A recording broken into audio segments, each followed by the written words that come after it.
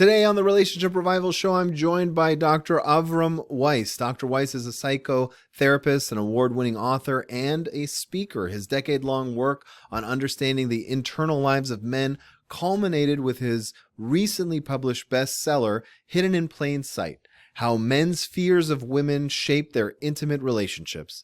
Dr. Weiss is a regular contributor to the Psychology Today website and offers workshops nationally about psychotherapy with men and helping men and women understand each other. He practices psychotherapy online from his home on an island in mid-coast Maine, specializing in psychotherapy groups for men and psychotherapy consultation. I'm really excited to have him on the show talking about a topic that is near and dear to my heart, which is the role of men in relationships today in marriage, which is often very confused and charged for a lot of my own clients. So selfishly, this is a session I've been looking forward to just for my own education and exploration of a topic that is very near and dear to my own heart. You're listening to the Relationship Revival Podcast with John DeBach, also known as Mr. Spirituality. That's me. I'm your host, giving you insights and guidance from over 10 years in the field of this amazing journey we call romance. On this show, I go over everything you need to know about how to get into a relationship, how to get the most out of a relationship, and sometimes even how to gracefully end a relationship without pulling your hair out and going crazy. And occasionally, I'm even joined by new and old friends who are also relationship experts to bring you guidance and wisdom with new perspectives. Thanks for stopping by. Avrum Weiss, Dr. Weiss, thank you so much for being on the program. I'm excited to talk to you about a topic that comes up in my own practice quite often, and that is kind of the status of men and the way men are viewed in the world today. I mean, would you say that's a fair assessment? Yeah, your specialty? absolutely. One of the quotes in my book, which I really was sort of stunned to come across, is the quote, I may not get exactly, but we have to talk about men. We have to talk about why they're so afraid of women. And it's by Meryl Streep, which I just thought was fascinating. You know, I mean, like, she's Do you remember the quote offhand? That was it. We have to talk about men. We have to talk about why they're so afraid of women. And I thought, if Meryl Streep understands that, why don't my colleagues understand it? Yeah. Yeah. That's so interesting. Yeah. That's so interesting. And I hold the view, and I tell this to all of my kind of heteronormative couples that come to the door, which is the vast majority of my practice. I'd say over 90% are just your traditional man, woman kind of married couple with kids, or, you know, on their way to it, is that I think it's the hardest time that men have ever had to be a man, because the expectations of what people expect from us, both in and out of a relationship, are confusing at this point. And men are kind of, I never used the word afraid or have a fear of women, but I'm curious to see how you use it. But it's like, well, what do you really want? And then the answer is never so clear. But you took it a step further, and it's like men's fears of women. So how do you define it, and what have you found in writing this book and doing this work for so many years? So let me start by addressing the word. I've been told dozens of times by people that I shouldn't use the word scared or afraid, that it'll put men off, and I should use more sensitive words like men are intimidated by women or men are anxious around women. But in my experience, afraid and fear and scared are the right words. And the fact that they make so many people uncomfortable is why I wrote the book. It's sort of like they're proving my point by their reaction. So when you say to a man, you know, I'm listening to you and I'm thinking that you're kind of afraid of your wife, you get a defensive reaction that lasts never more than 60 seconds. And within 60 seconds, every man I've ever talked to looks at me and says, that makes a lot of sense. So men get it. It's not far below the surface. So if you say things like, you know, he's telling me a story about his friends ask him to go out to work for a drink after work. And the first thing is he gets anxious about asking his partner for permission, as if he were a child. Now, realize his partner has never asked him to do that. That's not, you can't put that on her. That's his stuff about pleasing her and conflict and all those other things. And most men in that situation, their first thought is not whether or not they would enjoy themselves with their friends, but is this going to be a problem with my wife? Right. Jackie Mason's kind of old joke is, if you're at a comedy concert, the man says he's funny, and the wife says he's not funny, and the man says, oh yeah, he's right, he's not funny, he's not Yeah, funny. right. It's like this approval seeking, but you're right. At the end of the day, that's a version of fear, and Right. it's like, Who do you seek approval from? You right. know, people you're worried about disapproving of you, people you're scared that you feel at risk and vulnerable that if they didn't approve of you. So, what is the core fear? Is it that the wife will leave? Is it abandonment? Is it disapproval? What's the root of it? I think abandonment. So in the book, I suggest there are 7 fears that men have of women, and they're hierarchical. And I move from the most surface, easily recognizable, like men are afraid of being controlled by women. Most people Uh-huh. will acknowledge that's true. Down to, you're exactly right. I think abandonment is one of the core fears. And one of the interesting pieces of evidence for that is that there's an old social psych experiment called the still face experiment. Are you familiar with it? I'm not. No. So it's split screen research with a mother and infant. So you're watching them Oh both yeah, at the yeah, same sir. time. Yeah, yeah, yes, Yeah. yes, yes. So they It's an old interacting editing with each other, technique, and you right? can see the conversation. Although the infant doesn't speak, you can see they're communicating, and they're each trying on little things. And if the other one smiles, then okay, that worked, and they're doing their thing. The mothers are instructed to turn away and turn back with a still face, not angry, not critical, just not responsive. And within minutes, every single one of the babies loses it, Right. to the point of even losing bowel control in one of the infants. So they Wow. are completely, entirely dependent on that connection with their mother. And when it is broken for even a moment, it's so interestingly in that study, the boy babies, for whatever reason we don't know, got more upset and stayed upset longer than the girl babies. Then we go to heterosexual adults and we study them while they're in conflict, and an interesting thing happens. Physiologically, men get more upset in conflict and it takes them longer to re-stabilize after. And for men, Yeah. nothing has changed. It's just the same as when they were in the crib with their mommies, because in most families, fathers are not an active emotional part of childbearing. So all the eggs are in mommy's basket. And Uh-huh. in heterosexual marriages, most men don't have friendships and relationships out there married. So once again, all the eggs are in wife's basket, and it's the same experience for men.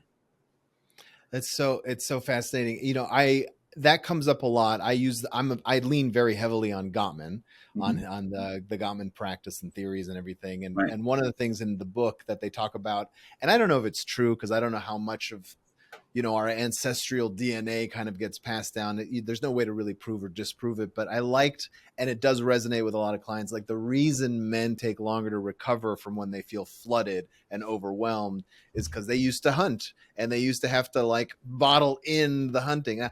Whether it's true or not, I know a lot of men go, "Oh, that sounds right," because it Well, plays into the let masculinity me that give you they're an the hunter. alternative explanation, see which one you like better. Um, Sure. it's that men don't learn as much about emotions during their lives as women do. And so they are not as comfortable with emotions. So if you and I go to Italy together and you speak Italian and I don't, you're going to be a hell of a lot more comfortable in Italy than I am. That's what it's like for heterosexual men in an argument with their spouse. She understands the language of emotions and relationships. He doesn't know what the hell she's talking about. So where he normally feels empowered and powerful, in an argument with his wife, he feels disempowered and like he's playing on a home field, away field. And it's what's interesting to me is I do see a shift happening in the younger generation, though, especially if they're multi-American generational, where I call it the I love you generation, where they grew up with a very emotive father Yeah. and they grew up with a very supportive mother.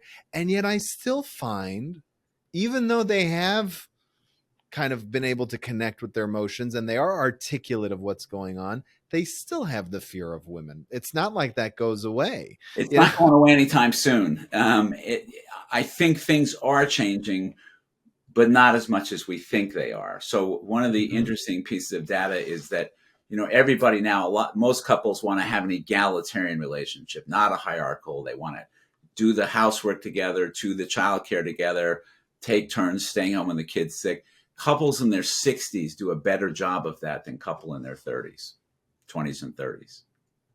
They do a better job of becoming an egalitarian Yes, couple. better than. So I'm sure that young Well, there's also people, less responsibility. There's no job. The absolutely, no kids are out kids. of the house, you Yes. know? Yeah. But just also in terms of things like how decisions are made, whether both people have an equal voice. So I think that young people are well intentioned and really want to make it different, just like we wanted to make it different when we were their age, and my parents probably wanted to make it. It's harder to do than you think it is because the whole tide's going the other way.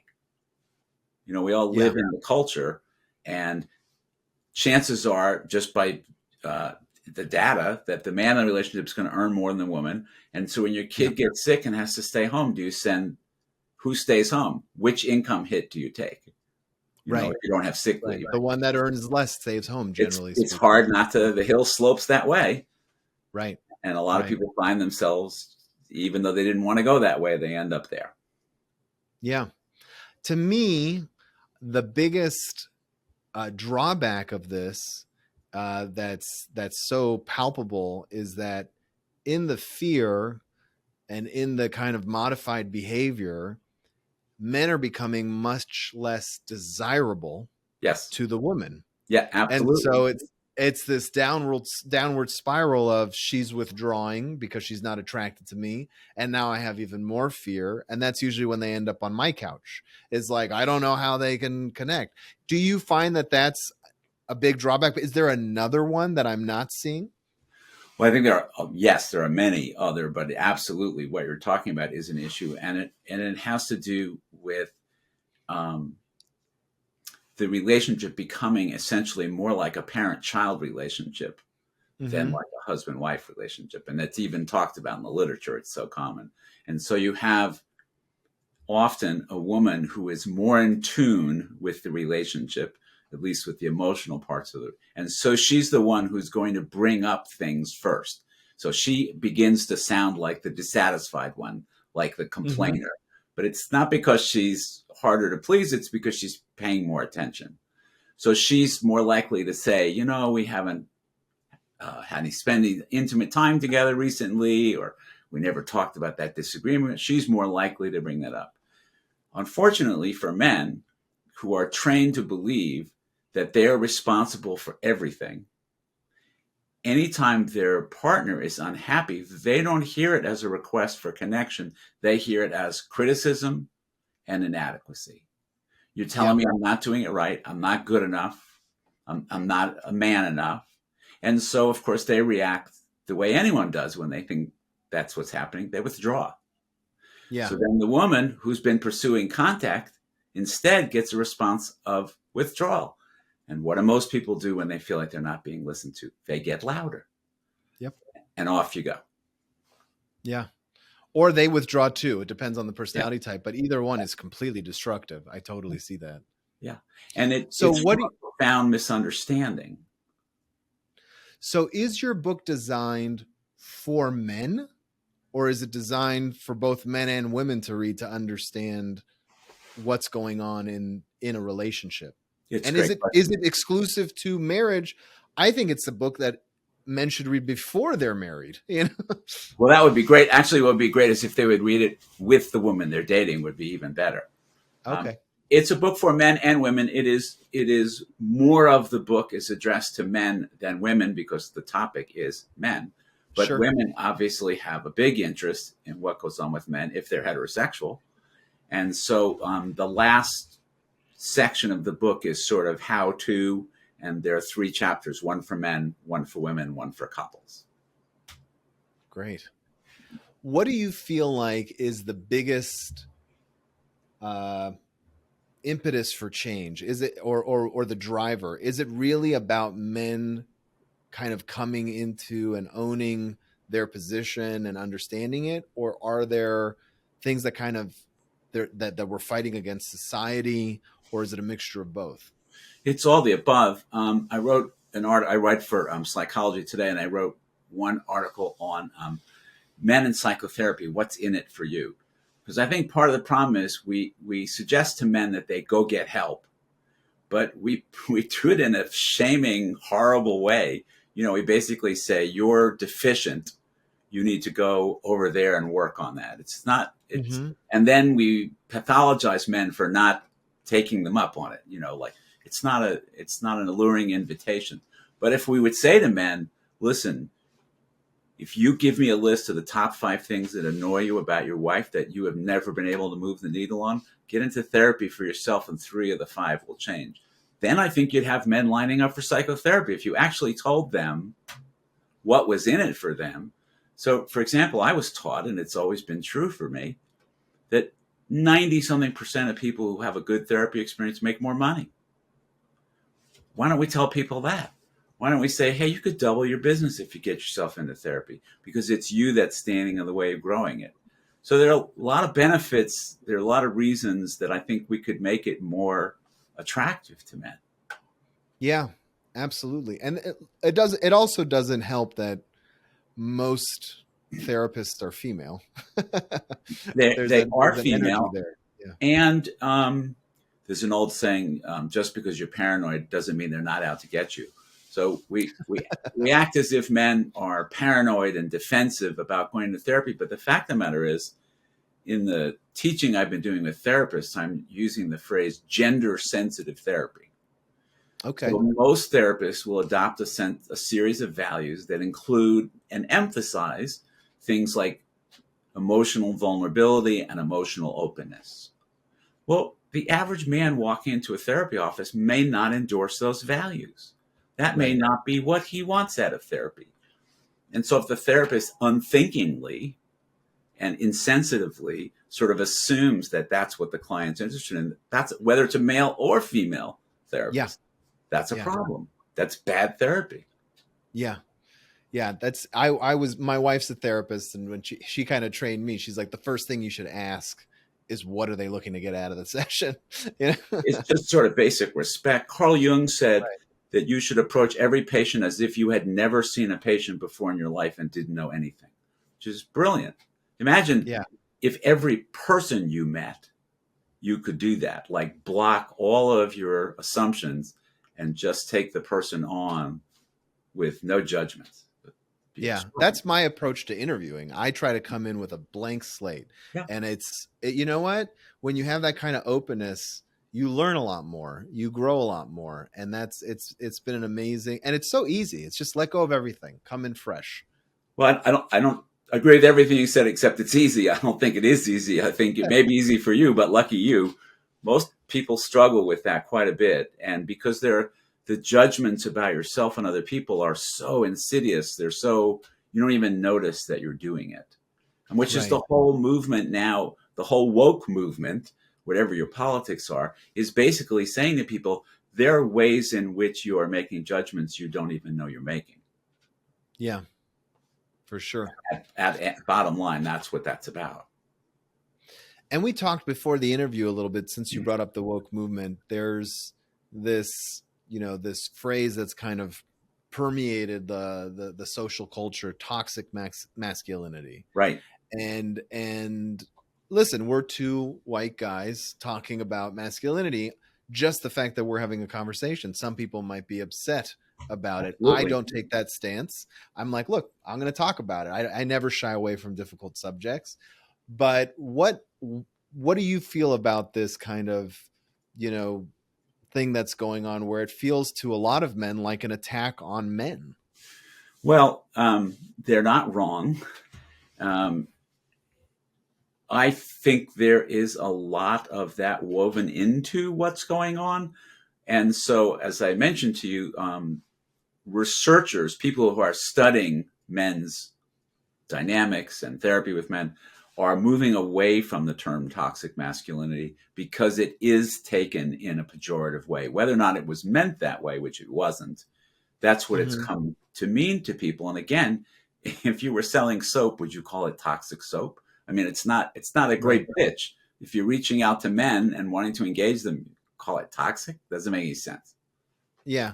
I find that a lot of things get appropriated like that. I mean, I remember being a kid, people used to use the word schizophrenic to just mean Oh wacky, yeah, sure, and it's sure. like people didn't really understand what schizophrenia was. And now a lot of my clients casually throw out words like emotional abuse or financial abuse when it's really not appropriate. And I have to kind of say, like, look, let's examine that, because Right. there are some legal implications, if you're going to start throwing those words around and it doesn't work out between the two of you. Well, there are legal implications and there are clinical implications because so the decision about whether or not to use those words to describe what you've been through is not one to take lightly. Yeah. And you really want to think about, if I'm calling that abuse, then where am I? What will I be saying about myself in that? And I'm not saying don't use the word. I hope I wouldn't be heard No, that. no, that's Saying clear. You just it's want to a use it powerful appropriately. word. It's a powerful word that should be used with a great deal of care and thought, not tossed Yeah. around lightly. Yeah, that's what upsets me, is when it gets tossed around flippantly, but I'm like, Right. that I don't think that's what you really mean, because you're not, that's not, and then when we examine it, they go, yeah, maybe not. Well, So I'll tell you a marvelous book on the subject by a woman by the name of Sarah Schulman from, I think, Harvard, wrote a book called Conflict is Not Abuse. And she's an academician, and it's a brilliant series of experiences of hers where she gets into a conflict with someone, usually a younger person, who then immediately screams some version of this is abuse. And yeah, what she points out is that when that word is used, the conversation is now over. Whereas if you say, hey, that really offended me, what you just said, then perhaps I would respond, really? I had no idea. Tell me now we're having an exchange. Whereas yeah, when we quickly just call it abuse, that's like you leave and I don't know what the hell happened. yeah. That's curtains right there, right? Yeah. You say that, you said the magic word that basically forces me to detach, because Right. I don't want to be accused of more harm. Yeah. And it's Um, interesting if someone says, that was abusive, and you say, well, I don't understand. Can you help me see that? And they don't want to talk to you. You have to wonder where they're coming from. right, right. I'm going to check out that book. I think I have a couple clients that might be It's able good. to use it. Very good. What is a first step? So, in addition to reading this book, or maybe it's talked about in the book, but for people listening, so they can kind of get a taste of your style of approaching this. If you find that, what, I do have some fears and they're manifesting in my relationship in ways that I don't like, and I want to change things, what's one small step they could take to start changing or seeing change? Counterintuitively, what I've learned is that the first step that's most helpful is finding a way to find other men to talk to about this. I run online therapy groups for men, and when I first started, I thought this is going to be awful. They're not going to talk. They're going to talk about work, or they're going to talk about politics, but they're not going to really dig 180 degrees wrong. Now, Wow. what I've learned over the last decade is that when you put men in a room together and give them permission to talk, and there are no women in the room, they're dying to talk to each other. And they Yeah. talk in great depth and intimacy with each other in ways I often in those groups feel like almost like a privileged observer. Like, I can't believe I got to watch this happen between these men. So I Wow. think that's the easiest place to start. And the book has suggestions for how to find other guys, like basically start it as a book group. Let's read the book together and come together and talk about it. And then hopefully that would then be easily slide over into, well, let's just keep getting together once a month and hanging out and Yeah. talking. Wow. I'd love to observe one of those if that's possible. Yeah. Gosh, Yeah. Yeah. amazing. Well, I mean, I commend you on the great work you're doing. Thank It's you. definitely something that's very close to me, and I see it. I mean, it's interesting to watch it over time. You've been at this longer than me, but I mean, Mhm. even within the 10 years, I've seen just a frustration. It's almost like a knee jerk reaction to some things that are going on in the world, where men are getting even more aggressive, and then some of them just fall apart. But it's hard to deny that something's going on, and you need to wrestle with it as a reality. A colleague of mine, Jed Diamond, is working on a project to try to address men's health, physical health. There are a lot of reasons that men don't live as long as women, largely because men don't get health care as frequently as women do. So he told me that the single largest factor, if you made a pie, and which slice is the biggest slice of early mortality in human beings, being masculine is the biggest slice in the pie. It's the Wow. biggest risk factor for early death. And if you took the number of years gained if men lived as long as women, and you multiplied the number of years by the men and came up with a total number of years lived, it would save more lives than curing cancer. So this That's is not amazing. some dilettantish subject that, to sit around this is life and death that we're talking about. And men are doing worse and worse. Yeah. And there's some urgency about it, about finding effective ways to reach out to men. There's a joke a friend of mine says probably every time we hang out, where he says, why do men die before their wives? Have you heard this? I think so, but I don't remember the The punchline. punchline is because they want to. Right. And it shows like there's some pain. I mean, it's so interesting that Absolutely. the friend who tells Right. me that joke has some struggles in his relationship. So that's his way of bringing up the fact that I don't know how to deal with this pain. Well, that's exactly how I started on this book, is that men would come to my office and tell me all the things they weren't happy about in their marriage. And I would say, well, have you talked to your wife about any of these? And they would look at me like, are you nuts? Like, no, like it was clearly, they were terrified to tell her what they weren't happy about. And that's so what's your process when you realize that they're terrified? Do you try and figure out which one of the 7 fears they have? No, Or my what's process, your, yeah, go my ahead. Sorry. process is, because I'm pretty direct, I use the word scared or afraid.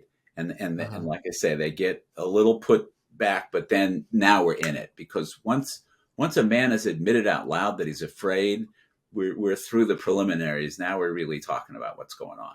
And so it's a little risky to use that word, because you could push him away, but it hadn't happened yet. Mostly it's so helpful to men to realize that it's like the key in the lock. It's like, I've been running around. I don't understand what the hell I'm doing. Oh, wait a minute. Now I'm starting to get it. It can be that experience. Yeah. The first therapist I ever had kind of pointed it out even into my own life, because I was hesitant to bring up certain things in my own marriage very, very early on. And one of the things he taught me that was so helpful, and I still pass it on to my clients today, is there's going to be discomfort when you bring up things you're scared of. Yeah. Can you sit with the discomfort? Right. You have to learn to sit there and not cave and actually see where things go. The other, that's absolutely spot on. And the other part of it is that when you don't say something, the other person knows something's going on, unless you just like are not connected at all. And usually what they fill in, because you're not saying, what they imagine and fill in is 10 times worse than what it is you're thinking. Yeah. So there's no free pass. You're not getting off. You know? You might as well talk about it. Might as well talk about it. Yeah. It's actually. Well, thank you so much for being here. This is so great. I loved this conversation we had. Where can people find this book? What's the best way for them to get it? On your website directly? You can get it directly from my website, which is avrumweissphd.com. It's on Avrum Amazon. is AVRUM and Weiss is WEISS. I'll put all the links in the show notes for everybody, but I thought I'd just spell it out on air as well. I appreciate it. And are you still doing groups for people who are interested? I do 2 men's groups online a week, and the project I'm working on now, which I'm excited about, which if any of your listeners are interested, just email me, is I'm developing a workshop for couples to help men and women understand each other better using some of these ideas. And what I mostly end up feeling is like we're not that far from understanding each other. There's a lot of crap in the way, but once you start to peel away some of the crap, it feels so good to understand better. I agree. And you know what the funniest thing to me is, I also find that women are afraid to ask men to be the kind of man they want them to be, because they've been taught, and they've been taught they want this thing. They're confused. If you go to the grocery, you go to the grocery store and you get in the checkout line, sometimes they have women's fiction there. Pick up one of the books. The genre of those books is called Bodice Rippers. Bodice Rippers? Women's erotica. are called bodice rippers, meaning there's a large element of being taken, not quite against their will, but not quite consenting. That's Right. a very erotically charged area, but it Right. confuses the hell out of men and women. Yeah. And I find, it's like when I rephrase it when I'm talking to a couple, as opposed to you have to be the leader, I tell the women, wouldn't it be nice if at the end of the day, when you're filled with all these choices and things that you have to do Yeah, throughout the day as a woman, because you're emotionally sensitive, to not have to think for a minute and let your husband lead, and you see their heads, even if I'm on a Zoom, kick back like, that's exactly what I want. exactly. But the Exactly. word leader has a charge, or the word control has a charge Right. that they don't like. But So that's where those it's just a reframing that needs to right. happen sometimes. That's where those parent-child dynamics come in place. The woman who's stuck in the role of the critical parent wants a partner. She doesn't want a Right. child to be telling what to do and supervising. She wants a partner who says, "Oh, I was thinking on the way home that we don't have anything for dinner, so I stopped and picked up." Right. Not the partner who says, "Oh, do you want me to go get something for dinner?" But a Right. partner. Right. Absolutely. Well, thanks again. Thank you for being here. Very welcome. If you're interested in learning how to get the absolute most out of your romantic relationships, then you're in luck, because I have put together a free workshop, or masterclass, if you will, about 3 secrets that people in happy relationships have discovered. You can view the workshop at mrspirituality.com/3secrets. Again, it's completely free. Just go there and watch it. It'll help you on your journey, give you some wisdom, some things to think about. The website again is mrspirituality.com/3secrets. That's mrspirituality.com/3, the word secrets. It's all yours. Enjoy.